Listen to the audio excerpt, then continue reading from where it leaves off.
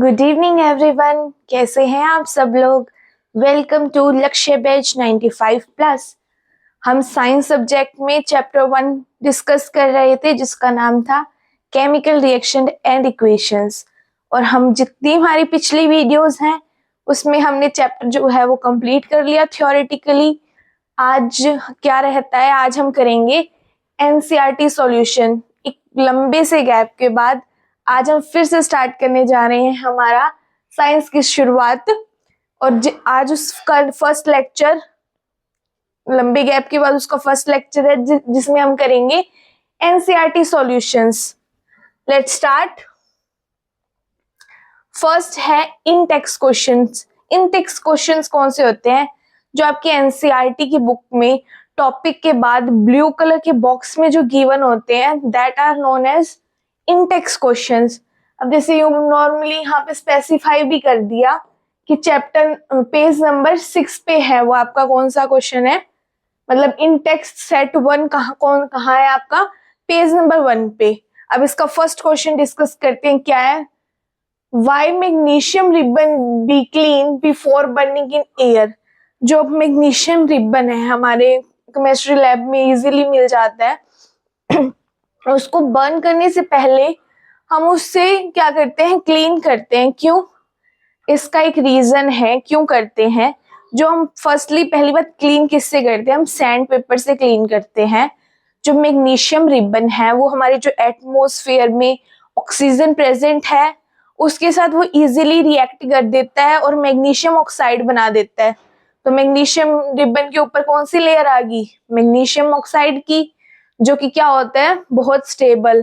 तो फिर वो उसको आगे फर्दर रिएक्ट नहीं करने देता ऑक्सीजन के साथ। इसलिए हम क्या करते हैं, सैंड पेपर से पहले मैग्नीशियम रिबन को क्लीन करते हैं, देन उसकी बर्निंग करते हैं। तो हमें क्या मिलता है, मैग्नीशियम ऑक्साइड, और वो भी किस फॉर्म में, ऐश फॉर्म में, राख मिलती है तो इसका आंसर क्या है, magnesium ribbon should be clean before burning in air because magnesium metal react with atmospheric oxygen to form magnesium oxide layer which is very stable compound। तो हमने अभी बात की थी कि क्या होता है, वेरी स्टेबल कंपाउंड की वो क्या करता है, फॉर्मेशन कर लेता है in order to prevent further reaction with oxygen. जब उसने एक स्टेबल कंपाउंड, जो कोई भी कंपाउंड है वो फर्दर रिएक्शन कब करता है, जब वो अनस्टेबल हो या उसको किसी इलेक्ट्रॉन या उसकी नीड हो तभी करता है। अगर वो स्टेबल कंपाउंड फॉर्म हो ही चुका है तो वो क्यों करेगा आगे रिएक्शन। तो यही उसने बोला है कि वो क्या कर चुका है, एक स्टेबल कंपाउंड की फॉर्मेशन कर चुका है जो कि क्या करता है, उसे फर्दर रिएक्ट करने से रोकता है। इसलिए हम क्या करते हैं, उसको फर्स्टली रिबन को क्लीन करते हैं, देन क्या करते हैं, हम उसकी रिएक्शन करवाते हैं या उसको बर्न करते हैं। First question clear. Then second क्या है, नॉर्मली हमें बैलेंस इक्वेशंस लिखनी है, जो हमें फॉलोइंग केमिकल रिएक्शंस दी हुई हैं उसको करना है। तो पहली बात तो हमारा यही दिमाग में बात आती है कि हम बैलेंस करते क्यों हैं। हम साथ साथ पुराने टॉपिक्स जो क्वेश्चंस में आएंगे हम उसे रिवाइज करते चलेंगे। तो क्या है, हम बैलेंस क्यों करते हैं, बैलेंस इसलिए करते हैं, एक लॉ होता है कंजर्वेशन ऑफ मास। वो कोई भी केमिकल रिएक्शन जब हम कंप्लीट करते हैं तो हमेशा वो उस मास, मतलब उस लॉ को क्या करनी चाहिए, फॉलो करनी चाहिए। और जब वो लॉ, मतलब कंजर्वेशन ऑफ मास को फॉलो करेगी तो वो रिएक्शन कौन सी होती है, बैलेंस्ड। मतलब कंजर्वेशन ऑफ मास क्या है कि मास जो है वो neither be created nor be destroy. मतलब जो मास है वो हमारा खत्म भी नहीं होता और ना ही हमारा बनता है, वो क्या करता है, एक फॉर्म से दूसरी फॉर्म में चेंज हो जाता है। तो हमारा जैसे मान लो ये है hydrogen plus chloride give rise hydrogen chloride, मतलब ये लिखी हुई इसकी केमिकल रिएक्शन। तो सपोज करो अगर 8 ग्राम इस तरफ है मास तो हमारा प्रोडक्ट की तरफ भी कितना होना चाहिए, 8 ग्राम। अगर दोनों तरफ सेम मास है तो ये क्या कहलाएगा, कंजर्वेशन ऑफ मास और बैलेंस्ड इक्वेशन हो जाएगी। अब ये हमारी इक्वेशंस दी हुई है। फर्स्ट क्या है, hydrogen plus chloride, hydrogen is H2, chloride is Cl2। इसने क्या दिया, हाइड्रोजन क्लोराइड, मतलब HCl की फॉर्मेशन की। अब हम कैसे देखते थे, पहले एक टेबल फॉर्म करते थे जिसमें नंबर ऑफ एलिमेंट लिखते थे HCl, दो ही है। रिएक्टेंट में कितने हैं, प्रोडक्ट में कितने हैं, रिएक्टेंट में 2, प्रोडक्ट में 1, रिएक्टेंट में 2, प्रोडक्ट में 1। अब क्या देखने को मिल रहा है, जो प्रोडक्ट साइड है वो कितने हैं, हाफ है रिएक्टेंट साइड के, या यूं लगा लो रिएक्टेंट साइड कितने हैं, प्रोडक्ट साइड के डबल हैं। अगर हम मल्टीप्लाई करवा दें प्रोडक्ट में 2 से, उसके डबल से मल्टीप्लाई करवा दे, तो क्या हमारी रिएक्शन बैलेंस्ड है, यस बैलेंस है, क्योंकि हमने यहाँ 2 से और यहाँ 2 से मल्टीप्लाई करवा दिया, तो हमारे प्रोडक्ट में भी 2 हो गए और हमारे रिएक्टेंट में भी 2 हो गए, तो that is balanced equation. Second है barium chloride plus aluminium sulphate. Barium chloride क्या होता है, BaCl2 plus aluminium sulphate Al2SO4 की थ्राइस। इससे क्या बनाया, बेरियम सल्फेट और एल्यूमिनियम क्लोराइड। इसने फर्स्टली दोनों ने अपने आयंस चेंज कर लिए, बेरियम ने कौन सा ले लिया, एल्यूमिनियम वाला, और एल्यूमिनियम ने किसका ले लिया, बेरियम वाला।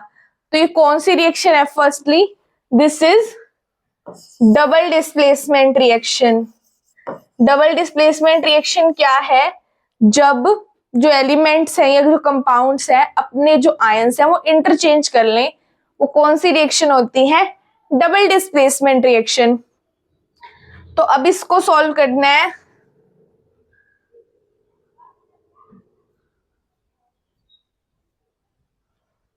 तो क्या है,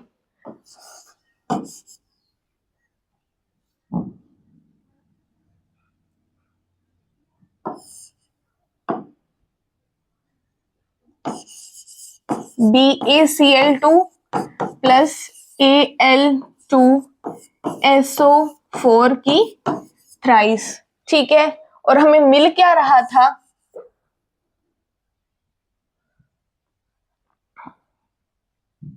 ये तो हमारी रिएक्टेंट साइड थी और प्रोडक्ट साइड हमें क्या मिला था,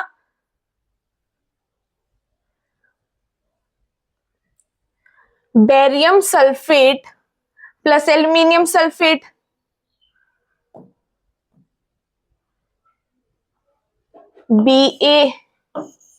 BaSO4 प्लस AlCl3, ये हमारी रिएक्शन थी, क्या थी, BaCl2 प्लस Al2SO4 की थ्राइस, ये हमारी रिएक्शन थी। अब इसको बैलेंस करने के लिए हम क्या बनाते हैं, टेबल की फॉर्मेशन, एलिमेंट्स रिएक्टेंट में और प्रोडक्ट में।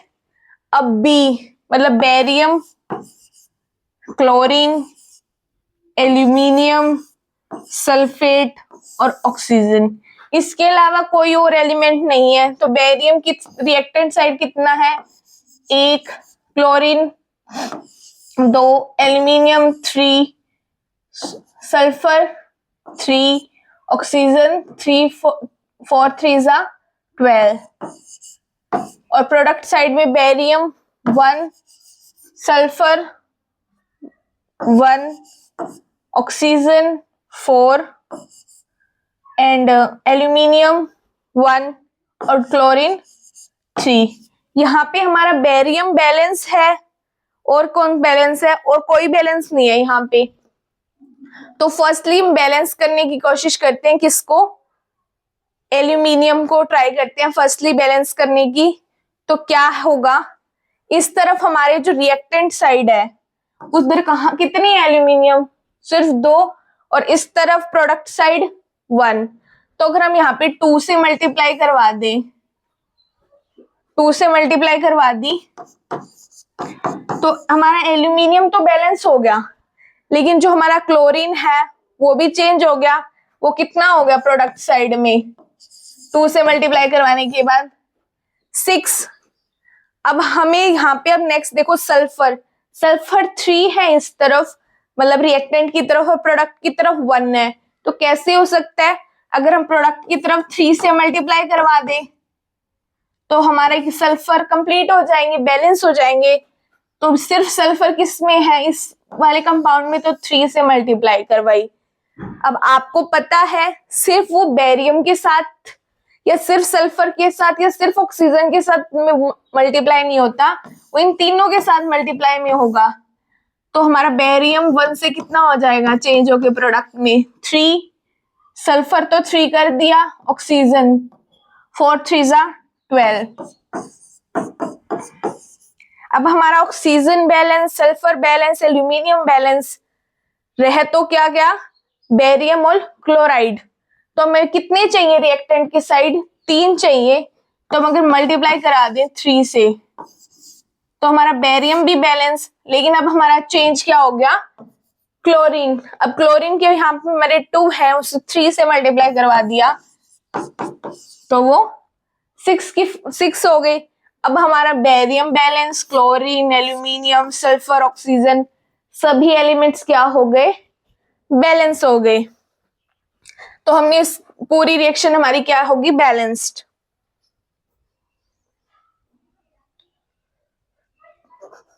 अब हमारा थर्ड है, अभी तक हमने 2 कर लिए हैं 2 पॉइंट। थर्ड क्या है, अगर सोडियम में वाटर डाले, अब सोडियम का फॉर्मूला होता है Na और वाटर क्या होता है,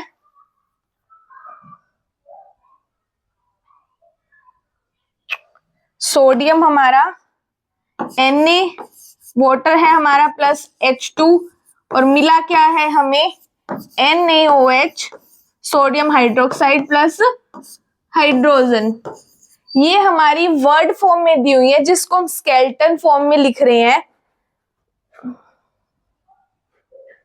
तो अब इसको बैलेंस करते हैं। अब सोडियम 1 है रिएक्टेंट, ओके, प्रोडक्ट साइड 1 है, ये बैलेंस है। अब अगला क्या है, हाइड्रोजन 2 है, 2 है, 2 नहीं है, हाइड्रोजन 2 और 1 3 हाइड्रोजन है, और ऑक्सीजन इस तरफ रिएक्टेंट की तरफ 1 है और प्रोडक्ट की तरफ 1 है। सिर्फ हमारे यहाँ पे क्या बैलेंस है, ऑक्सीजन और सोडियम। हमारा अनबैलेंस क्या है, हाइड्रोजन। तो अब कैसे करेंगे, अगर सपोज मैंने यहाँ 2 से मल्टीप्लाई कर दी, 2 मतलब हमारे 4H हो गए। क्योंकि हम अगर ओड नंबर को बैलेंस करते हैं तो थोड़ा डिफिकल्ट होता है, हम इवन नंबर से बैलेंस करें तो क्या हो जाता है, वो इजी। तो यहाँ पे हमारे कितने हो गए, 2 + 2 4 हाइड्रोजन, हमने यहाँ 2 से मल्टीप्लाई कर दिया, 2 या 4 हाइड्रोजन बैलेंस हो गए। लेकिन अब क्या बिगड़ गया हमारा, ऑक्सीजन।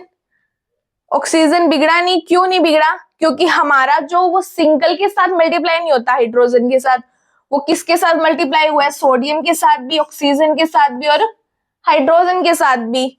तो अब उसकी मल्टीप्लाई की है हमने ऑक्सीजन के साथ, ऑक्सीजन बैलेंस, हाइड्रोजन बैलेंस। सिर्फ ज्यादा क्या हो गया, रिएक्टेंट में हमारे 2 मोल्स आगे किसके, सोडियम की, और हमारे रिएक्टेंट की तरफ 1 ही पड़े। अगर हम इसमें भी मल्टीप्लाई करवा दे 2 से तो हमारी ये रिएक्शन भी क्या हो जाएगी, बैलेंस हो जाएगी। तो हमारी तीनों की तीनों रिएक्शन बैलेंस हो गई। अब हमारा क्वेश्चन नंबर 3 क्या है, उसमें हमें रिएक्शंस जो दी हुई थी वो किस में दी हुई थी, वर्ड फॉर्म में। लेकिन यहाँ जो रिएक्शंस हैं वो किस फॉर्म में है, हमारा पूरा पैराग्राफ दिया हुआ है, हमें उससे रिएक्शन लिखनी है। जैसे solution of barium chloride and sodium sulphate in water, मतलब एक्वस सॉल्यूशन है। अगर कोई भी हमारे कंपाउंड है वो वाटर में रिएक्ट करते हैं, दैट मीन्स उनके क्या होते हैं, एक्वस फॉर्म होती है उनकी।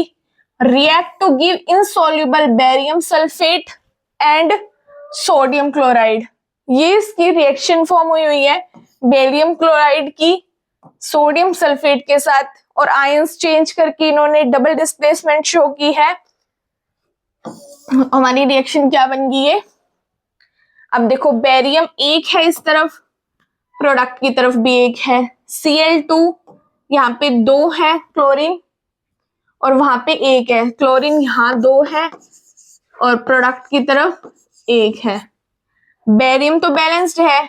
अब सोडियम, यहाँ सोडियम कितना है, रिएक्टेंट की तरफ 2 है, प्रोडक्ट की तरफ 1। सल्फर 1 है, बैलेंस है। ऑक्सीजन 4 है, ऑक्सीजन 4 है, बैलेंस है। सिर्फ क्या नहीं है, Na और Cl बैलेंस नहीं है, और वो भी डबल है हमारे किस तरफ, रिएक्टेंट साइड। तो फर्स्ट चेक करो क्या ये एक कंपाउंड फॉर्म कर रहे हैं। यस, ये एक कंपाउंड फॉर्म कर रहे हैं। नॉर्मली डबल है तो सिर्फ क्या कर दो, 2 से मल्टीप्लाई कर दो, आपकी रिएक्शन क्या है, बैलेंस्ड है। अगला है सोडियम हाइड्रोक्साइड ने इन वाटर, फिर उसका एक्वा सॉल्यूशन है विद हाइड्रोक्लोरिक एसिड, रिएक्ट करके उसने सोडियम क्लोराइड बनाया और क्या बनाया है, वाटर बनाया है। अब इसकी रिएक्शन लिखी हमने, NaOH plus HCl give rise NaCl plus H2O। तो sodium 1 reactant side, sodium 1 product side balanced, oxygen 1 है रिएक्टेंट साइड, प्रोडक्ट साइड भी 1 है, ये भी बैलेंस्ड। H रिएक्टेंट साइड 1 है, प्रोडक्ट साइड 1 है, वो भी बैलेंस्ड। और लास्ट में Cl था, रिएक्टेंट साइड 1 है, प्रोडक्ट साइड 1 है, वो भी बैलेंस्ड। मतलब इस टाइम जो आपको रिएक्शन दी हुई थी सेकंड वाली, वो पहले से ही क्या दी हुई थी, बैलेंस दी हुई थी। अब हमारा सेट 1 यहाँ कंप्लीट हुआ। इंटेक्स क्वेश्चन का सेट 2 जो कि हमारा पेज नंबर 10 पे होगा एनसीईआरटी की बुक में, उसी का एक एक्स एलिमेंट है, कोई भी मान लो, उसको नाम बताना है। जो व्हाइट वॉशिंग, हम घर में व्हाइट वॉशिंग करवाते हैं, ये नॉर्मली कहीं व्हाइट वॉशिंग की बात हो रही है, तो वो एक्स एलिमेंट हमारा व्हाइट वॉशिंग के लिए यूज होता है। तो आपको उसका नाम बताना है। व्हाइट वॉशिंग के लिए कौन सा एलिमेंट यूज होता है हमारा, कैल्शियम ऑक्साइड। ठीक है, तो हमारा फर्स्ट क्वेश्चन क्या है, name the substance x and right it's formula. X हमने बता दिया क्या है, कैल्शियम ऑक्साइड, और उसका फॉर्मूला क्या होता है, कैल्शियम और ऑक्साइड। ठीक है, सेकंड में क्या कहा है उसने, जो एक्स एलिमेंट है, एक्स एलिमेंट तो हमें पता चल गया CaO, उसको रिएक्ट करवाया किसके साथ, वाटर के साथ, तो उसे क्या बना दिया, कैल्शियम हाइड्रोक्साइड की फॉर्मेशन कर दी। सिर्फ इसमें इतना ही था कि एक्स एलिमेंट क्या है, उसकी रिएक्शन हमने उसके साथ वाटर के साथ करवाई तो क्या होगा। अब हम अगला क्वेश्चन डिस्कस करने से पहले एक्टिविटी 1.7 देखते हैं, वो क्या है। हमने एक प्लास्टिक मग लिया, ठीक है, उसमें 2 होल को ना ड्रिल करवा दिया, उसमें 2 छेद करवा दिए, और उसमें क्या फिट की, ये जो हमारी इलेक्ट्रोड है ना, कार्बन इलेक्ट्रोड, यहाँ लिखा हुआ है ग्रेफाइट, क्योंकि कार्बन का एक एलोट्रोप क्या होता है, ग्रेफाइट, मतलब ये फॉर्म तो किसकी है, कार्बन की फॉर्म है। तो हमने उसके अंदर क्या इंसर्ट करवाए हैं, कार्बन की इलेक्ट्रोड्स, और उसको एक रबर स्टॉपर, ये रबर स्टॉपर लगा रखे हैं यहाँ पे, उसके साथ क्या किया है, मतलब उसको ढक दिया है वहां तक, यहाँ से पानी लीक ना हो, हम उसमें पानी भरें तो 6 वोल्ट बैटरी लगाई है उसके साथ। और उसके बाद क्या किया है, जो टेस्ट ट्यूब उस पानी, मतलब जो हमारा मग लिया है हमने, उसमें क्या डाल दिया, पानी, और फिर ऐसे 2 टेस्ट ट्यूब्स लिए हैं। नॉर्मली केमिस्ट्री लैब्स यहाँ पे कहीं पे भी मिल जाएंगी। तो उसमें क्या किया है, फर्स्टली पानी भरा और उसको उल्टा करके किस पे डाल दिया, हमारी इलेक्ट्रोड्स पे डाल दिया।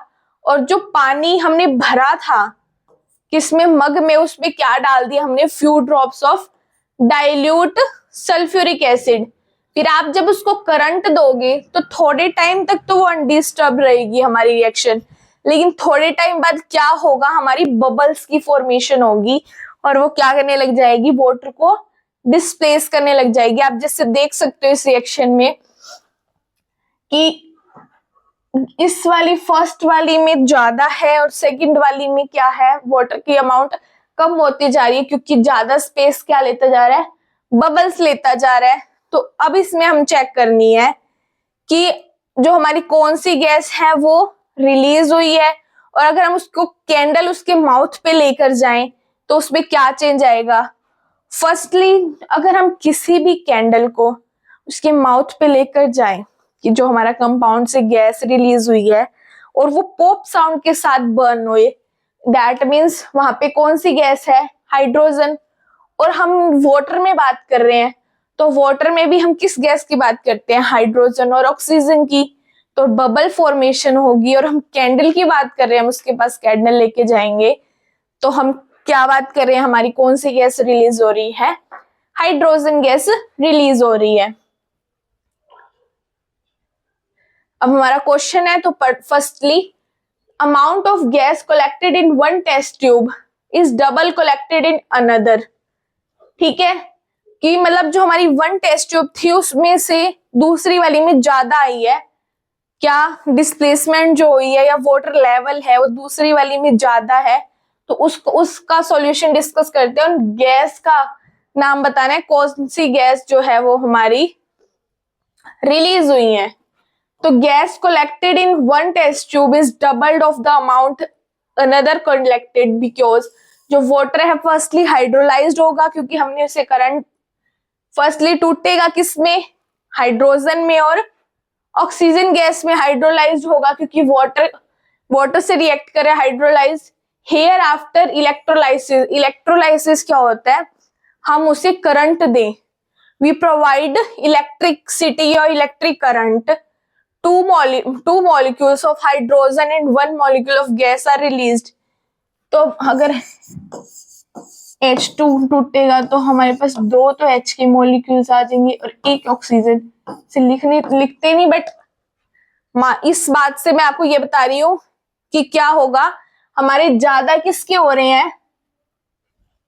रहे हैं, हमारे हाइड्रोजन के, और ऑक्सीजन हमारा वन मॉलिक्यूल निकल रहा है, hence the amount of hydrogen is collected. तो सीधा ही दिख रहा है हमारा क्या, कि जो हमारा ऑक्सीजन है उससे डबल फॉर्म में क्या निकल रही है, हमारी हाइड्रोजन निकल रही है।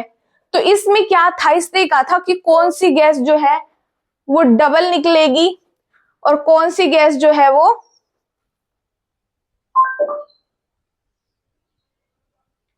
मतलब कौन सी गैस है वो ज्यादा निकलेगी और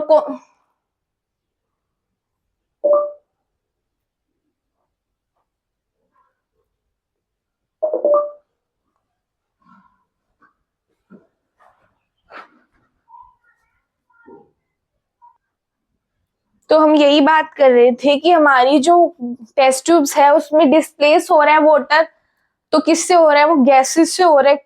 कौन सी दो गैस फॉर्म हो रही है, हाइड्रोजन एंड ऑक्सीजन। और किसका अमाउंट ज्यादा है वो कैसे, हमने अभी रिएक्शन में देखा कि 2 मोल्स किसके निकल रहे हैं, हाइड्रोजन के निकल रहे हैं, और 1 मोल किसका है, ऑक्सीजन का। तो हमारा ज्यादा कौन सी अमाउंट में हमारी कलेक्ट होगी गैस, हाइड्रोजन में। ये आपका था सेट 2 इंटेक्स क्वेश्चंस का। अब हमारा थर्ड सेट है किसका, इंटेक्स क्वेश्चंस का, जो कि पेज नंबर 13 पे है। तो उसका फर्स्ट क्वेश्चन क्या है, फर्स्ट क्वेश्चन तो आप मोस्टली पढ़ते ही आते हो कि जब हम कॉपर सल्फेट सॉल्यूशन में एक आयरन नेल को डिप करें तो उसका कलर क्यों चेंज हो जाता है। आप देखो जैसे यहाँ पिक्चर में दिया हुआ है, ये पहले ब्लू कलर की है लेकिन बाद में ये क्या है, ग्रीन कलर की हो जाती है, क्यों। अब फर्स्ट की इसमें कौन सी रिएक्शन होती है, हमारी डिस्प्लेसमेंट रिएक्शन, क्योंकि जो हमारा आयरन है वो ज्यादा मोर रिएक्टिव, यू लगा लो हाईली रिएक्टिव होता है, किससे, कॉपर से, उसको डिस्प्लेस कर देता है। तो देखो आयरन नेल है वो डिप्ट की हमने कॉपर सॉल्यूशन के अंदर, तो आयरन जो है वो डिस्प्लेस कर देगी कॉपर को, क्यों, क्योंकि आयरन है हमारी मोर रिएक्टिव होती है। और अगर हमारा सॉल्यूशन चेंज हो गया कॉपर सल्फेट से फेरस सल्फेट में चेंज हो गया तो हमारा ऑब्वियसली सी बात उसका कलर भी चेंज होगा। तो हमारा कॉपर सल्फेट कौन से कलर का होता है, ब्लू का, और जब वो फेरस सल्फेट में चला जाता है तो वो कौन से कलर का हो जाता है, ग्रीन। और जो हमारी आयरन नेल हमने डाली थी उस पे एक रस्टी ब्राउन कोटेड, मतलब उसके ऊपर एक ब्राउन कलर की लेयर आ जाती है, ठीक है। और उस रिएक्शन को हमने फॉर्म में लिखा है, मतलब सिंबल फॉर्म में लिखा है। फेरस को जब हमने CuSO4 के साथ रिएक्ट करवाया FeSO4 प्लस Cu बना, और ये रिएक्शन हमारी बैलेंस्ड है। तो फर्स्टली अगर कोई भी more reactive element less reactive element के सॉल्यूशन में डाला जाएगा तो वो क्या कर देगा, रिप्लेस कर देगा। सपोज यहाँ पे अगर Zn डालते मतलब जिंक, तो हम वो भी क्या कर देता, इसको रिप्लेस कर देता। लेकिन हम उल्टा करते, मान लो हमने कॉपर डाल देते, यहाँ पे हमने क्या डाली, आयरन।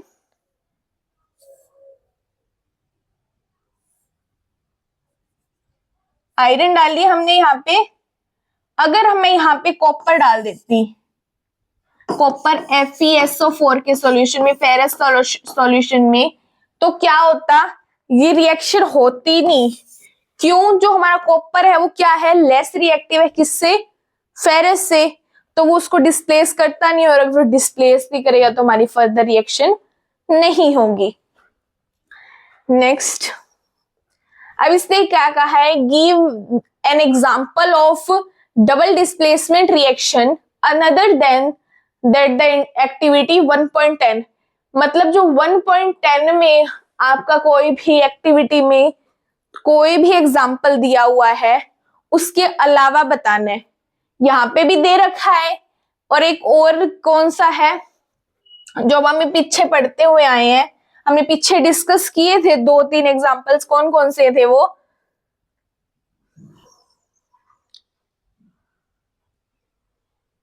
ये रहा। बेरियम क्लोराइड में जब हमने सोडियम सल्फेट डाला तो हमारे आयंस चेंज हो गए, तो ये किसका एग्जांपल है, डबल डिस्प्लेसमेंट का। और बल्कि हमने इससे पहले जो डिस्कस किया था एक, जिसमें हमने बेरियम क्लोराइड में एल्यूमिनियम सल्फेट डाला था, इसमें भी क्या हो गए थे, हमारे आयंस जो है वो चेंज हो गए थे।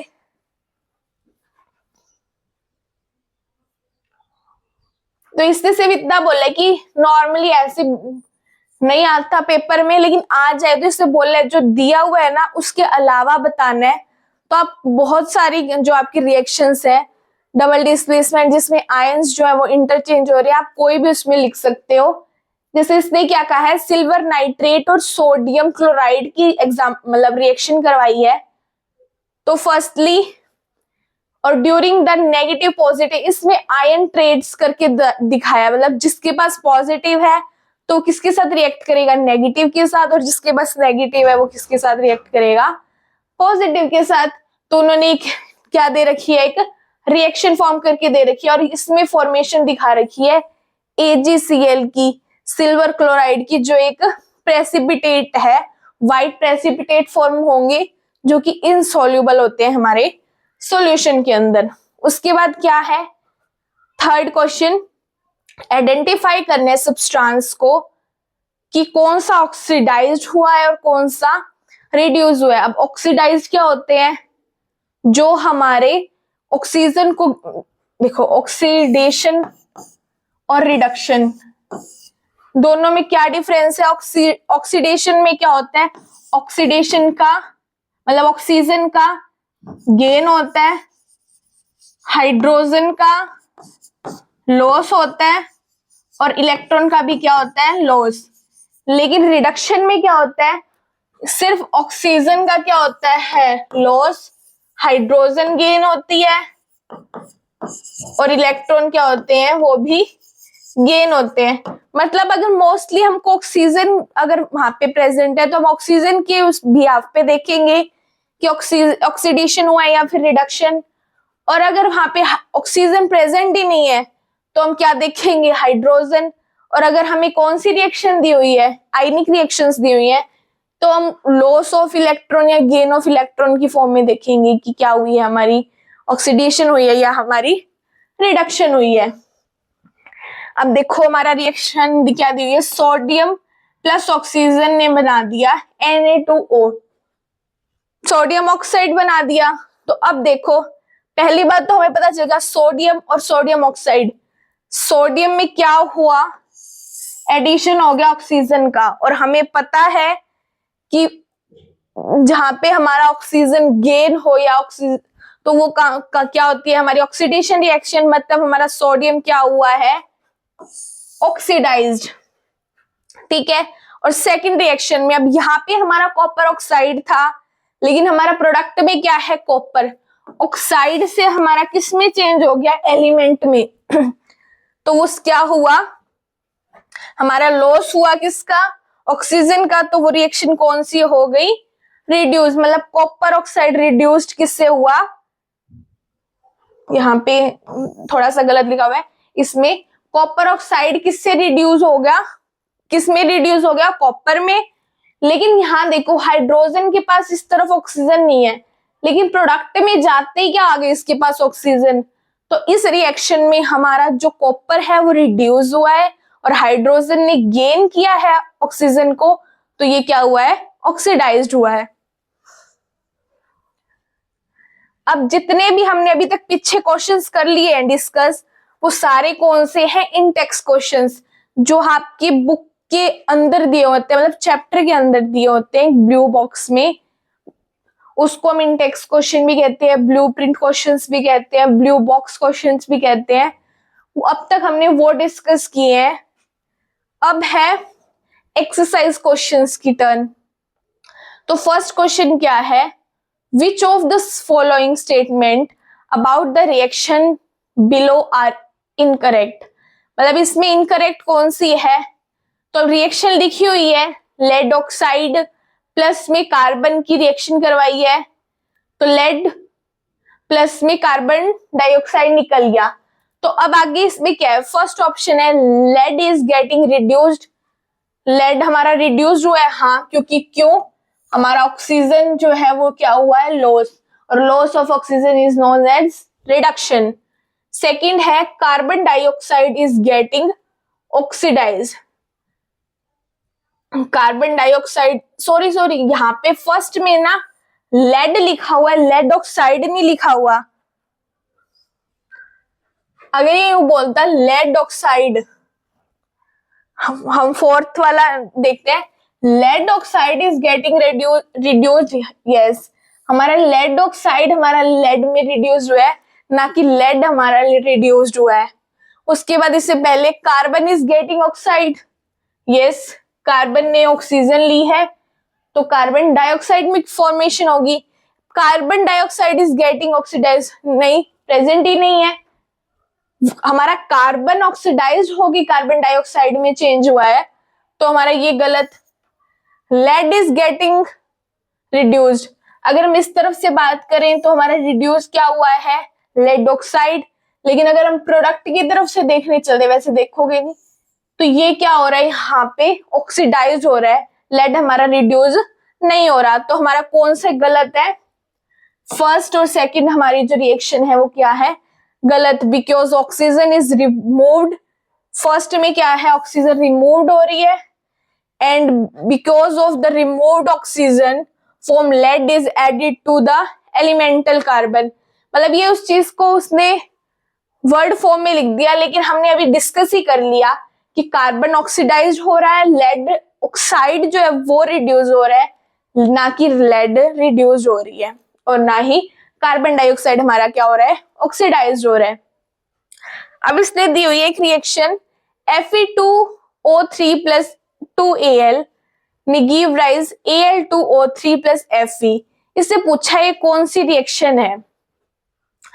अब देखो दो एलिमेंट के दो एलिमेंट है तो कॉम्बिनेशन, ना ये ब्रेक हुआ है तो डिकम्पोजिशन, ना इन्होंने दोनों ने अपने आयंस को, कॉम्बिनेशन नहीं है, डिकम्पोजिशन नहीं है, क्या डबल डिस्प्लेसमेंट है, दोनों ने अपने आयन चेंज किया है, Al के पास तो कोई आयन ही नहीं था। क्या Al ने Fe का आयन को रिप्लेस किया है, yes, that is known as displacement. Al ने FeO3 में से Fe को हटा के मतलब डिस्प्लेस करके खुद आ गया, क्योंकि एल्यूमिनियम जो है वो रिएक्टिव मेटल है किससे, फेरस से, तो वो उसको इजीली क्या कर देगा, डिस्प्लेस कर देगा, और उसने एक नया जो हमारा कंपाउंड है फॉर्मेशन कर दिया Al2O3। एल्यूमिनियम मेटल किस में चेंज हो गया, एल्यूमिनियम ऑक्साइड में।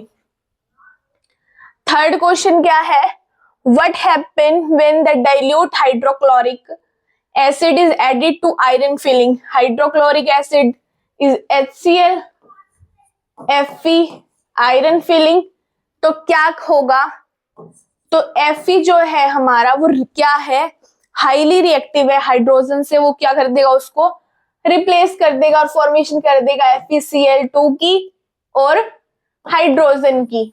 तो अब इसमें से देखते हैं अब हमारा कौन सा सही है। Hydrogen gas and iron chloride is produced, first ही सही है, टिक द करेक्ट में, पहला ही सही है तो नीचे पे जाने की जरूरत क्या, बाकी हम डिस्कस कर लेते हैं। सेकंड है chlorine gas and iron hydroxide is produce, नहीं। थर्ड है नो रिएक्शन, रिएक्शन तो होगी, क्यों, जो हमारा फेरस है वो क्या है, हाईली रिएक्टिव है हाइड्रोजन से, तो वो उसको डिस्प्लेस कर सकता है। लेकिन अगर FeCl2 क्या उसको डिस्प्लेस कर सकता है हाइड्रोजन को, हाइड्रोजन Fe को रिप्लेस नहीं कर सकता, लेकिन Fe किसको रिप्लेस कर सकती है, हाइड्रोजन को रिप्लेस कर सकती है। Iron salt and water is produce, water हमारा प्रोड्यूस नहीं हुआ, हमारा क्या प्रोड्यूस हुआ, हाइड्रोजन। अब इसमें है what is balanced chemical reaction and why should the chemical reaction is balanced. तो अब बैलेंस्ड केमिकल रिएक्शन क्या है कि नंबर ऑफ एटम है वो प्रोडक्ट की तरफ भी सेम और रिएक्टेंट की तरफ भी सेम हो, ये थी हमारी बैलेंस्ड केमिकल रिएक्शन इक्वेशन। और क्यों जरूरी है वो हम अभी पहले डिस्कस कर चुके हैं, law of conservation of mass, कि जितना मास हमारा प्रोडक्ट की तरफ है उतना ही हमारा रिएक्टेंट की तरफ होना चाहिए। और हम इसको करते कैसे हैं, हम इसमें हिट एंड ट्रायल लगा लो या ट्रायल एंड एरर, मतलब उस पे हम नंबर्स डाल डाल के देखते हैं 2, 3, 4, क्या वो बैलेंस हुआ, क्या वो बैलेंस नहीं हुआ, ये हम उसमें चेक करते हैं। हमें प्रॉपर कोई मेथड नहीं गिवन, बस हाँ एक टेबल फॉर्म करते हैं फर्स्टली और उसमें हम चेक करते हैं कि कैसे हुआ है। जैसे एलिमेंट लिख देते हैं, रिएक्टेंट, प्रोडक्ट, फिर हम उसमें मल्टीप्लाई करके देखते हैं कि रिएक्टेंट की तरफ कितना है, प्रोडक्ट की तरफ कितना है, फिर उसकी हम बैलेंसिंग करना स्टार्ट कर देते हैं। अब हमारा फिफ्थ क्वेश्चन है, जितनी भी केमिकल रिएक्शंस, मतलब translate the following statement into chemical equation and balance them. तो ये सभी मोस्टली हमने अभी डिस्कस की हैं पीछे ही इन टेक्स्ट क्वेश्चन में। जैसे हाइड्रोजन गैस ने नाइट्रोजन के साथ कंबाइन किया तो अमोनिया की फॉर्मेशन की, हाइड्रोजन सल्फाइड गैस बर्न की, जब हमने बर्न की तो मतलब ऑक्सीजन से रिएक्ट करवाया तो वाटर और सल्फर डाइऑक्साइड बना। थर्ड है बेरियम क्लोराइड रिएक्ट किया अगर एल्यूमिनियम सल्फेट के साथ तो उसने क्या दिया, aluminium chloride and precipitate of barium sulphate. ये सभी मतलब इनको वर्ड फॉर्म में लिखी हुई है, फिर इनको स्केलेटन फॉर्म में कन्वर्ट करना है और देन उसको उसकी बैलेंसिंग करनी है। कैसे, टेबल की फॉर्मेशन करनी है, देखना है रिएक्टेंट की तरफ कितने एलिमेंट हैं और प्रोडक्ट की तरफ कितने एलिमेंट है, और उसकी मल्टीप्लाई की उस तरफ 2 एलिमेंट है, उस तरफ 3 एलिमेंट है, तो उन सबको क्या कर देना है, बैलेंस कर देना है। डी है पोटेशियम मेटल रिएक्ट कर रहा है वाटर के साथ, तो फिर वो क्या दे रहा है, पोटेशियम हाइड्रोक्साइड और हाइड्रोजन गैस कर रहा है। तो जितनी भी हमारी रिएक्शंस हैं ये सारी वर्ड फॉर्म में या पैराग्राफ फॉर्म में गिवन है। तो फर्स्टली हमने उसको स्केलेटन फॉर्म में कन्वर्ट किया तो वो अनबैलेंस थी। जैसे इसमें से कोई भी रिएक्शन एक आप ले लो, जैसे हमने फर्स्टली हाइड्रोजन प्लस में नाइट्रोजन गिव राइज अमोनिया, तो H हमारा 2 है रिएक्टेंट की तरफ, प्रोडक्ट की तरफ 3, नाइट्रोजन 2 है और इस तरफ 1। तो हम फर्स्टली किसको बैलेंस करना इजी है, नाइट्रोजन को। तो हम अगर प्रोडक्ट की तरफ 2 से मल्टीप्लाई कर दें, क्या हमारा बैलेंस्ड, नाइट्रोजन तो बैलेंस हो गया लेकिन हाइड्रोजन कितना हो गया, 6। अब हमें इसे भी बैलेंस करना पड़ेगा, कितना है हमारा हाइड्रोजन, रिएक्टेंट की तरफ सिर्फ 2, अगर हम 3 से मल्टीप्लाई कर देंगे तो हमारा ये क्या हो जाएगा, बैलेंस। इजी है, प्रैक्टिस जितनी करोगे आप उतनी ही हमारी केमिकल रिएक्शंस को है वो बैलेंस कर सकते हो। 6th क्वेश्चन भी क्या है, सेम बैलेंसिंग करनी है। जो हमारी, इसको तो हमने सीधा ही फॉर्मूला या फिर यू कह दो स्केलेटन अनबैलेंस्ड फॉर्म दे ही रखी है, इसमें सब हमको क्या करना है, सिर्फ बैलेंसिंग करनी है। 7th में हमें उसको केमिकल इक्वेशंस दी हुई है, उसको बैलेंस, मतलब 5th 6th 7th में क्या करना है, सिर्फ हमें बैलेंसिंग करनी है। हमें अभी पीछे डिस्कस किए हैं 3-4 इक्वेशंस। बस नॉर्मली अगर जिनको ज्यादा प्रैक्टिस हो जाती है वो तो नॉर्मली यूं देख लेते हैं, जैसे कि हाँ इस तरफ 1 है उस तरफ 2 है तो हमने यहाँ 2 से मल्टीप्लाई कर दिया, इस तरफ 3 है उस तरफ 2 है तो उसमें 2 से मल्टीप्लाई कर दिया, मतलब एंड सो ऑन। और जो अभी स्टार्ट किए हैं वो क्या करते हैं, फर्स्टली टेबल फॉर्म करते हैं, नंबर मतलब एलिमेंट्स के नाम लिखते हैं, और क्या करते हैं, रिएक्टेंट की तरफ कितने एटम्स प्रेजेंट हैं, प्रोडक्ट की तरफ कितने एटम प्रेजेंट हैं वो लिखकर मल्टीप्लाई हिट और ट्रायल मेथड से क्या करते हैं, सॉल्व करते हैं। जैसे हमने अभी ये पीछे डिस्कस कर ली है, हमने ये भी डिस्कस की थी। देखो सोडियम 1 है, सोडियम 1 है बैलेंस्ड है, सोडियम क्लोरीन 1 है, क्लोरीन 1 है बैलेंस्ड है, सिल्वर 1 है, सिल्वर 1 है बैलेंस्ड है, नाइट्रोजन 1 है, नाइट्रोजन 1 है बैलेंस है, ऑक्सीजन 3 है, ऑक्सीजन 3 है बैलेंस्ड है। कई बार एग्जामिनर जो है आपको वो बैलेंस्ड इक्वेशंस भी दे देगा, कई बार आपको टेबल फॉर्म करने के बाद पता चलेगा जो आपकी रिएक्शंस थी वो तो ऑलरेडी बैलेंस्ड थी। जैसे ये दिया हुआ है, आगे डिस्कस करते हैं, right the balanced chemical equation and identify the types of chemical reactions. तो इस 8th में भी आपको क्या करना है, बैलेंसिंग ही करनी है। तो KBr प्लस BaI2, चलो इसमें से कुछ करते हैं या 8th क्वेश्चन ही हम डिस्कस करते हैं। जैसे हमने टेबल फॉर्म की, KBr Ba और I, पोटेशियम कितना है 1, Br 1, Ba 1 और I 2, इस तरफ 1 I 1, Ba 1, Br 2।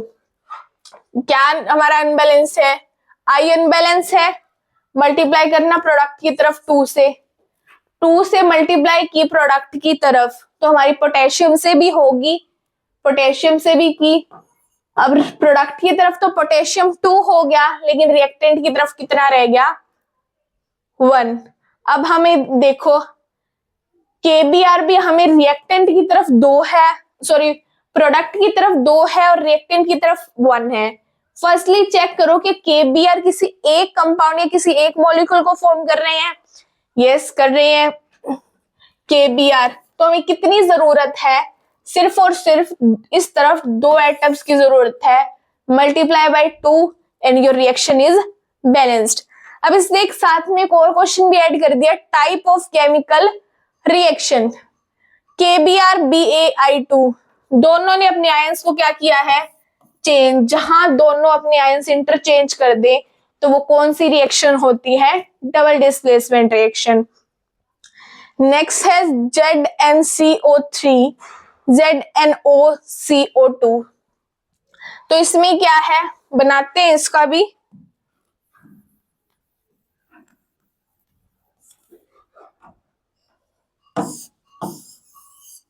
ZnCO, Zn 1 है, रिएक्टेंट में प्रोडक्ट में भी 1 है, C कार्बन 1 है, प्रोडक्ट में भी 1 है, ऑक्सीजन 3 है, रिएक्टेंट में प्रोडक्ट में भी 3 है, बैलेंस्ड। अब एक जो रिएक्टेंट है वो 2 में टूट रहा है या 2 से ज्यादा में टूट रहा है, तो वो कौन सी रिएक्शन है हमारी, डीकंपोजिशन रिएक्शन। फर्स्ट सेकंड हो गया, थर्ड में अब 2 हैं मॉलिक्यूल्स या 2 कंपाउंड है वो मिलके एक कंपाउंड बना रहे हैं, तो वो कौन सी रिएक्शन थी हमारी, कॉम्बिनेशन रिएक्शन। और नेक्स्ट में क्या है, Mg जो है वो H को रिप्लेस कर रहा है या डिस्प्लेस कर रहा है, तो डिस्प्लेस जहां होता है वो कौन सी होती है, डिस्प्लेसमेंट रिएक्शन। अब आगे इनको भी दोनों को बैलेंस करते हैं, जैसे हाइड्रोजन और Cl, हाइड्रोजन 2 है, Cl 1 है, इस तरफ हाइड्रोजन भी एक है और Cl भी एक है, तो Cl तो बैलेंस है लेकिन हाइड्रोजन बैलेंस नहीं है प्रोडक्ट की तरफ, तो 2 से मल्टीप्लाई। अब यहाँ पे हाइड्रोजन तो बैलेंस होगी लेकिन ये मल्टीप्लाई 2 किससे भी होगा, Cl से, तो यहाँ 2 हो गया। अब Cl को हम रिएक्टेंट तरफ भी क्या कर देंगे, सॉरी Cl2 है यहाँ पे, तो दोनों क्या हो जाएंगे, Cl2 था तो ये रिएक्टेंट की तरफ भी 2 है और प्रोडक्ट की तरफ भी 2 है, तो हमारे दोनों की तरफ क्या हो जाएंगे, वो बैलेंस होगी। एक दो क्वेश्चन में कई बार मिस प्रिंटिंग हो जाती है। अब लास्ट मतलब इसका पॉइंट है या फिर यूं लगा लो 8th का लास्ट पार्ट है, वो क्या है, मैग्नीशियम ने HCl के साथ रिएक्ट किया है, MgHCl, यही हमारे एलिमेंट थे। Mg कितना है 1, दूसरे प्रोडक्ट की तरफ 1, Cl1 और प्रोडक्ट की तरफ 2, हाइड्रोजन 1 है और प्रोडक्ट की तरफ 2 है। अब देखो हमारे मैग्नीशियम जो है वो बैलेंस है, H मतलब हाइड्रोजन बैलेंस नहीं है और क्लोरीन बैलेंस नहीं है, और हम क्या देख रहे हैं, प्रोडक्ट से हाफ है, या यू लगा लो रिएक्टेंट्स जो हमारे प्रोडक्ट साइड है वो डबल हो जाते हैं। तो फर्स्ट चेक करो क्या वो एक कंपाउंड में है, हाँ उन्होंने एक HCl कंपाउंड बनाया है। अब HCl में कितने एटम की कमी है, 2 की, अब ये मल्टीप्लाई हो गया 2 से बैलेंस्ड होगी, और हमारी कौन सी रिएक्शन है, ये डिस्प्लेसमेंट रिएक्शन है। ये हमारा 8th क्वेश्चन है वो कंप्लीट हो गया।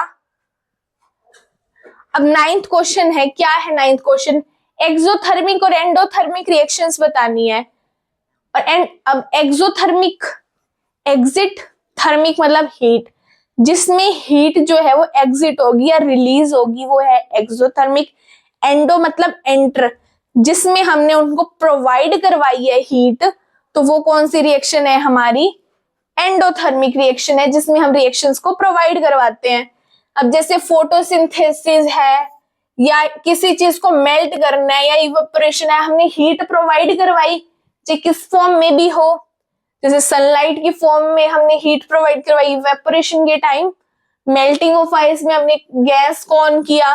एक्सोथर्मिक में क्या है, जब निकले हीट, न्यूक्लियर फ्यूजन हो या फायर क्रैकर्स जब हम जलाते हैं तो आग निकलती है, तो वो कौन सी रिएक्शंस हैं, एक्सोथर्मिक रिएक्शंस हैं। तो 10th क्वेश्चन है, why is respiration is considered to be an exothermic. Respiration में क्या होता है, हम ब्रीथिंग करते हैं, ब्रीथिंग के टाइम जो कॉम्प्लेक्स सब्सटेंसेस प्रेजेंट हैं वो किस में, सिंपल सब्सटेंसेस में टूट जाते हैं। फर्स्टली तो हमने खाना खाया, डाइजेशन के टाइम ही हमारे क्या हो जाते हैं, जो कॉम्प्लेक्स हमने खाना खाया उसमें से कॉम्प्लेक्स सब्सटेंसेस प्रेजेंट थे वो किस में कन्वर्ट हो जाते हैं, हमारे सिंपलर सब्सटेंसेस में। उसमें रेस्पिरेशन, हम रिस्पायर करते हैं और कौन सी गैस लेते हैं, ऑक्सीजन गैस। हमने मान लो कार्बोहाइड्रेट्स वगैरह खाया, उसमें उसका सिंपल सब्सटेंस ग्लूकोज फॉर्म हुआ, हमने ब्रीथिंग की, हमने ऑक्सीजन को इनटेक किया, ग्लूकोज ने किसके साथ रिएक्ट किया, ऑक्सीजन के साथ, और मतलब CO2 वाटर और एनर्जी की क्या कर दी, फॉर्मेशन, और ये हमारी एनर्जी रिलीज हुई है। तो जिस रिएक्शन में आपकी एनर्जी जो है रिलीज होगी वो क्या होती है, हमारी एक्सोथर्मिक रिएक्शंस होती हैं। और अब जो हमारी जो एनर्जी है वो हीट फॉर्म में भी हो जाती है, नॉर्मल एनर्जी, और वैसे भी हमारी बॉडी को वर्क करने के लिए किसी ना किसी की क्यों एनर्जी की तो नीड होती है, इसीलिए हम खाना वगैरह खाते हैं ताकि हमें क्या मिलती रहे, हमारी बॉडी को एनर्जी मिलती रहे। आप कुछ टाइम खाना ना खाओगे तो बॉडी को एनर्जी की सप्लाई नहीं मिली, फिर भी लोग कहते हैं कुछ तो खा लो, या फिर ताकि आपकी बॉडी को एनर्जी मिलेगी। आप सुनते होगे हमेशा कि कुछ खा लो आपकी बॉडी को एनर्जी मिलती रहेगी, भूखे रहने से ताकत कहाँ से आएगी, तो ताकत का मीन्स क्या है, एनर्जी है। कि आप कुछ नहीं खाओगे तो वो कॉम्प्लेक्स सब्सटेंस है वो हमारे सिंपल में नहीं टूटेंगे, सिंपल में नहीं टूटेंगे तो हमारी एनर्जी रिलीज नहीं होगी रेस्पायर करने से। अब 11th क्वेश्चन है, क्या है, जो कॉम्बिनेशन रिएक्शन है हमारी वो डीकम्पोजिशन रिएक्शन के अपोजिट कैसे है। नाम से ही पता चल रहा है, कॉम्बिनेशन मीन्स टू कंबाइन और डीकम्पोजिशन मीन्स ब्रेक डीकम्पोज। तो जब ए और बी मिलके सी की फॉर्मेशन करे, मतलब दो रिएक्टेंट मिलके वन प्रोडक्ट की फॉर्मेशन करे, that is combination reaction. But अगर जो हमारा एक रिएक्टेंट मिलके दो प्रोडक्ट की क्या करे, दो प्रोडक्ट की फॉर्मेशन करे, तो वो कौन सा होता है, डीकम्पोजिशन। अब आपको दिख रहा है कॉम्बिनेशन में दो जुड़ के एक बना रहे हैं लार्जर मॉलिक्यूल, और डीकम्पोजिशन में लार्जर मॉलिक्यूल टूट के क्या कर रहा है, दो हमारे प्रोडक्ट की फॉर्मेशन कर रहा है। ठीक है, अगला है give one equation of decomposition. अब हमने तीन टाइप्स पढ़े थे हमारे प्रीवियस लेक्चर्स में कि डीकम्पोजिशन है वो तीन हमारे टाइप्स की होती हैं। फर्स्ट में हीट, सेकंड में इलेक्ट्रिसिटी, थर्ड में लाइट, या हम लाइट की प्रेजेंस में कर रहे थे, सनलाइट में रख रहे थे, हमारी जो रिएक्शन है वो आगे फर्दर हो रही थी। तो इससे क्या है, उसका एक एक एग्जांपल दो। फर्स्टली एग्जांपल है हीट का। जब हमने KClO3 को जब हमने हीट दी तो किस में टूटा, पोटेशियम क्लोराइड में, और ऑक्सीजन में ब्रेक डाउन हो गई। ये हमारा क्या है, हीट। मतलब जो हीट डीकम्पोजिशन रिएक्शन क्या होती है, जो कि हीट की प्रेजेंस में हो। अब इलेक्ट्रोलाइसिस, इलेक्ट्रिसिटी, वो रिएक्शंस जो इलेक्ट्रिसिटी की प्रेजेंस में हो, जैसे NaCl, सोडियम क्लोराइड को जब आपने इलेक्ट्रिसिटी प्रोवाइड की तो अपने आयंस में टूट गई, सोडियम और क्लोराइड आयन में, क्लोरीन आयन में। और लाइट फोटोलाइसिस कहते हैं जब हमारी डीकम्पोजिशन किसमें हो, लाइट की प्रेजेंस में हो। तो डीकम्पोजिशन ऑफ हाइड्रोजन परऑक्साइड की है, तो वो क्या करता है, हाइड्रोजन परऑक्साइड होता है H2O2, और हमने उसके दो मॉलिक्यूल्स लिए, उसको लाइट में रखा, तो किसमें डीकम्पोज हो गए, उसने दो मॉलिक्यूल्स किसके बना दिए, वाटर के बना दिए। ये आपकी कौन सी रिएक्शन थी, तीनों रिएक्शन या तीनों पार्ट थे डीकम्पोजिशन के, जिसमें अलग अलग एनर्जी से हमारी अलग अलग रिएक्शंस क्या हैं वो कंप्लीट हो रही थी। 13th क्वेश्चन क्या है, डिफरेंशिएट करना है डिस्प्लेसमेंट और डबल डिस्प्लेसमेंट। अब नाम में कुछ कुछ सिमिलैरिटी है। डिस्प्लेसमेंट मतलब किसी चीज को उसने डिस्प्लेस किया है, और डबल डिस्प्लेसमेंट मतलब दो बार किया है। तो लेट डिस्प्लेसमेंट रिएक्शन क्या है, which displacement is one of when more reactive, जो मोर रिएक्टिव एलिमेंट है हमारा वो डिस्प्लेस कर दे किसको, लेस रिएक्टिव एलिमेंट को। तो वो कौन सी रिएक्शन है हमारी, वो तो हमारी रिएक्शंस हैं सिंगल डिस्प्लेसमेंट, मतलब सिंगल टाइम ही डिस्प्लेस हुआ है। जैसे Mg में 2HCl डाला, मतलब 2 तो हमने यहाँ पे बैलेंसिंग के लिए लिखा है, तो Mg ने किसको रिप्लेस कर दिया, हाइड्रोजन को रिप्लेस कर दिया है, डिस्प्लेस कर दिया। तो वो कौन सी है हमारी डिस्प्लेसमेंट रिएक्शन। लेकिन डबल डिस्प्लेसमेंट में वो दो बार डिस्प्लेस करती है, और दो बार डिस्प्लेस कर रही है तो वो एक दूसरे के आयंस को क्या कर रही है, इंटरचेंज कर रही है। जैसे कि पोटेशियम ब्रोमाइड और बेरियम आयोडीन ने आपस में रिएक्ट किया, तो पोटेशियम ने तो किसका सॉल्ट ले लिया, बेरियम का, और बेरियम ने किसका सॉल्ट ले लिया, डिस्प्लेस किया पोटेशियम की सॉल्ट के साथ। मतलब फर्स्टली इसने इसको डिस्प्लेस किया, फिर बेरियम ने इसको डिस्प्लेस किया। दोनों ने जब अपने आयंस को इंटरचेंज कर देते हैं और हमारी जो रिएक्शन है वो दो बार डिस्प्लेस्ड होती है, तो वो कौन सी होती है, डबल डिस्प्लेसमेंट रिएक्शंस होती हैं। ये जितने भी हमने पढ़े हैं अभी, combination, decomposition, double displacement, displacement या रिडक्शन, ऑक्सीडेशन, ये किसके पार्ट्स चलते आ रहे थे? टाइप्स ऑफ केमिकल रिएक्शन के।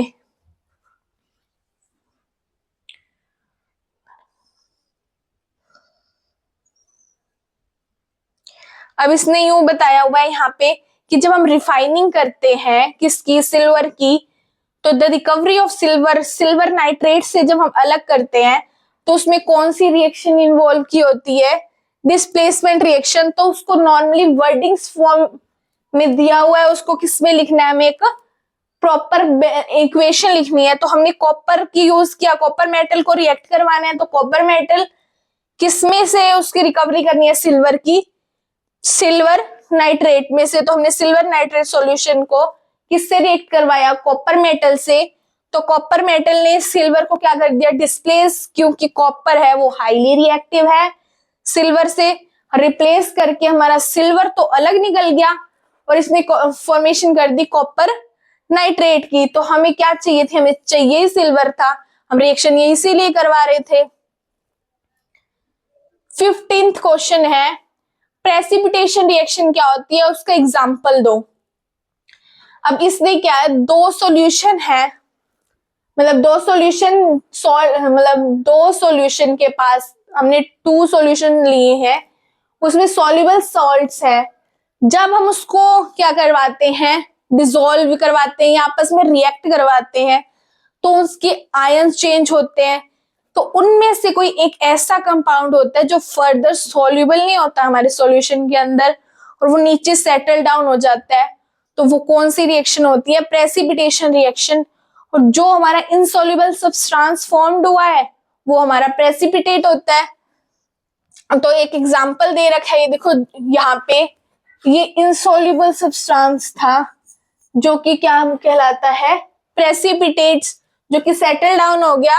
अब क्या है? CdSO4 plus K2S। इसमें क्या किया है? CD ने रिप्लेस कर दिया पोटेशियम वाले को और फिर आगे पोटेशियम ने CD के हमारे आयन को रिप्लेस कर दिया। तो इसमें जो है K2SO4 तो सॉल्यूशन में रह गया, लेकिन जो CdS है वो सॉलिड फॉर्म, जो क्या है इसमें इनसॉल्युबल सब्सटेंस जो है वो अलग हो गया। ऐसे 2 रिएक्शंस दी हुई हैं जिसमें हमारे जो 2 सॉल्यूशन लिए हैं उसको जब हम डिसॉल्व करवाते हैं या उसकी डबल डिस्प्लेसमेंट रिएक्शन करवाते हैं, आयन चेंज होते हैं, तो उनमें से कोई एक जो ऐसा है जो कि कन्वर्ट नहीं होगा और एक सॉलिड फॉर्म में सेटल डाउन हो जाएगा। हमारा अगला क्वेश्चन है 16th क्वेश्चन। इसमें बताना है कि explain the following in the terms of gain of oxygen with 2 example. हम अभी पीछे ही बात कर चुके थे ऑक्सीजन या रिडक्शन। अगर ऑक्सीजन के बिहाफ पे देखा जाए तो क्या होता है? ऑक्सीडेशन में तो हम लेते हैं गेन ऑफ ऑक्सीजन, लेकिन रिडक्शन में क्या होता है? Loss of oxygen. हम पीछे डिस्कस करके आए थे। अब ये इसका एग्जांपल है, सोडियम ने क्या किया है? ऑक्सीजन के साथ रिएक्ट किया है और सोडियम ऑक्साइड बना है। अब सोडियम ऑक्साइड में कन्वर्ट हो गया, मतलब उसने ऑक्सीजन को गेन कर लिया, तो कौन सी रिएक्शन? ऑक्सीडेशन। लेकिन रिडक्शन में क्या है? रिमूवल होता है वो वहां से। अब मरकरी ऑक्साइड था, मरकरी ऑक्साइड क्या हो गया? डिकम्पोज हो गया मरकरी में और ऑक्साइड में। तो ये कौन सी रिएक्शन है? रिडक्शन, क्योंकि हमारा क्या हुआ है? Loss of oxygen. अब 17th है, कोई भी एक शाइनिंग ब्राउन कलर्ड एलिमेंट था,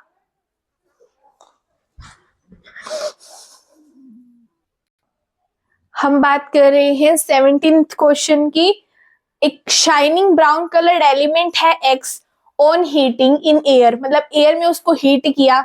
तो एयर में हम किस चीज को हीट कर रहे हैं? तो मतलब ऑक्सीजन से रिएक्ट करवा रहे हैं। फिर वो क्या होता है? जो हमारा X एलिमेंट है वो हमारा ब्राउन कलर में था पहले और वो किस में चेंज हो जाता है?